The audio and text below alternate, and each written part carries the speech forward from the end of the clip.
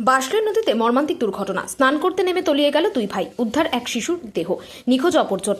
বীরভূম জেলার মুরারি 1 নম্বর ব্লকের গৌরসা অঞ্চলের বাধাইপুর গ্রামে বাঁশখালী নদীতে স্নান করতে নেমে মর্মান্তিক দুর্ঘটনার শিকার হলো দুই শিশু। ঘটনায় এলাকা জুড়ে নেমে এসেছে শোকের ছায়া। স্থানীয় সূত্রে জানা গেছে মৃত শিশুর নাম আকাশ কারফর্মা, তার বাড়ি বাধাইপুর গ্রামে। নিখোঁজ শিশুর নাম প্রীতম চক্রবর্তী, তার বাড়ি মুর্শিদাবাদ জেলার রঘুনাথগঞ্জ থানার অন্তর্গত মণ্ডলপুর গ্রামে। সম্পর্কে তারা দুই ভাই। প্রীতম কয়েকদিনের জন্য আকাশের বাড়িতে বেড়াতে এসেছিল। সোমবার দুপুর নাগাদ দুই শিশু বাড়ির কাছেই বাঁশখালী নদীতে স্নান করতে যায়। স্নান করার সময় আচমকাই তারা নদীর গভীরে জলে তলিয়ে যায়। এরপর খবর পেয়ে স্থানীয় বাসিন্দারা উদ্ধার কাজে নেমে পড়েন। প্রাথমিকভাবে জাল দিয়ে খোঁজাখুঁজি শুরু করা হয়। সেই সময় নদীতে আকাশ কারফর্মাকে উদ্ধার করা হলেও চিকিৎসকেরা তাকে মৃত বলে ঘোষণা করেন। আর প্রীতম চক্রবর্তীর কোনো খোঁজ এখনো পর্যন্ত মেলেনি। এই মর্মান্তিক ঘটনাকে কেন্দ্র করে এলাকায় গভীর শোকের ছায়ার পরিবেশ তৈরি হয়েছে। দুই পরিবারের কান্নায় ভারী হয়ে উঠেছে গোটা গ্রাম। বর্ষাকালে নদী, পুকুর এবং অন্যান্য জলাশয়ের জলস্তর বৃদ্ধির ঘটনায় দুর্ঘটনার আশঙ্কাও বেড়ে গিয়েছে। তাই শিশুদের কখনো একা নদী বা পুকুরে স্নান করতে না যাওয়ার জন্য অভিভাবকদের প্রতি আবেদন জানিয়েছেন স্থানীয় বাসিন্দারা। জনসচেতন হতেই পারে এ ধরনের মর্মান্তিক দুর্ঘটনা রোধ করতে। জেঠুমশাই, কি হয়েছিল ঘটনা? ওরা দুজনে চান করতে চলে গিয়েছিল।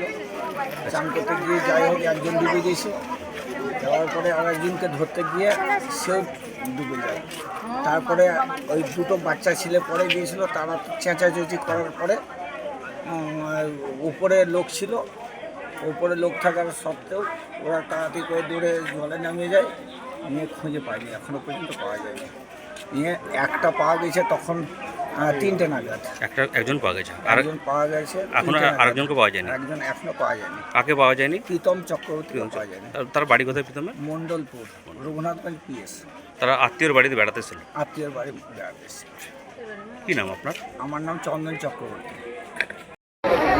সকালবেলা মোটামুটি 10টা 11টা নাগাদ ওরা দুজন পিসামশাইয়ের সাথে নদীতে স্নান করতে যাব বলে বাড়ি থেকে চলে এসছে। বাড়িতে কাউকে জানায়নি, পিসামশাই সঙ্গে করে নিয়ে এসছে।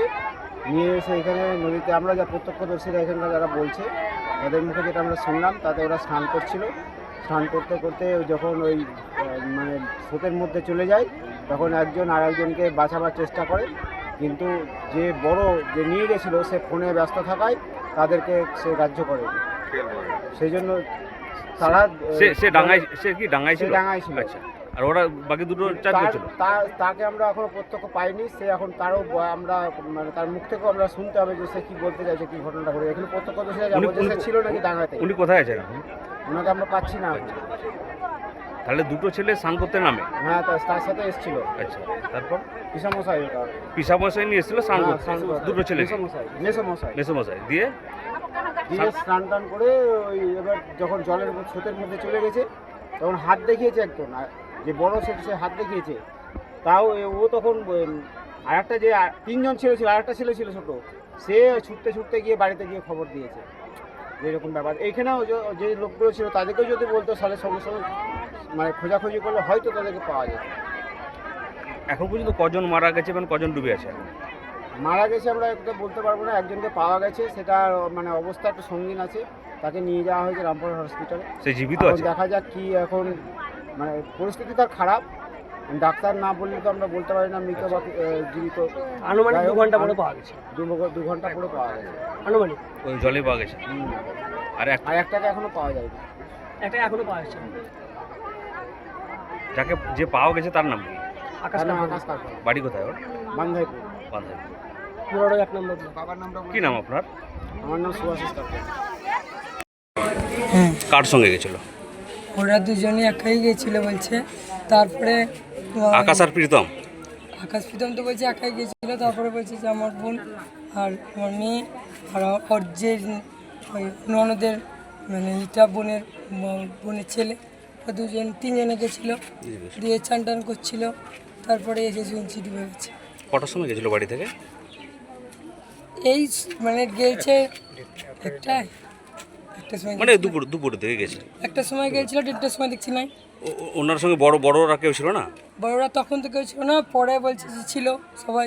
আমার বোনের বরটা ছিল, আমার মেয়েটা ছিল।